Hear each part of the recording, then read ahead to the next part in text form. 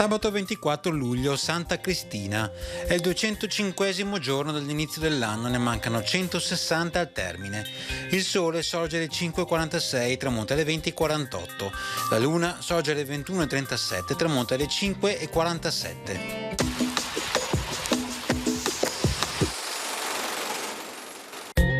Con l'abile opera di mediazione del Doge di Venezia, Sebastiano Ziani, Papa Alessandro III e l'imperatore Federico Barbarossa gettano le basi della riconciliazione tra il papato e l'impero, preludio alla pace di Costanza.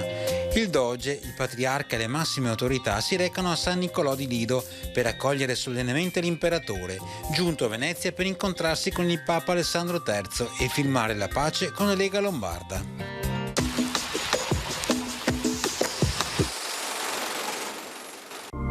Le previsioni per domani: cielo da poco a parzialmente nuvoloso con passaggi di nubi alte, spazi di sereno più ampi di primo mattino e in pianura, specie verso la costa. Addensamenti più significativi nel pomeriggio, in particolare sulle zone montane, dove più probabilmente potranno associarsi ad alcune precipitazioni a prevalente carattere di rovescio o temporale.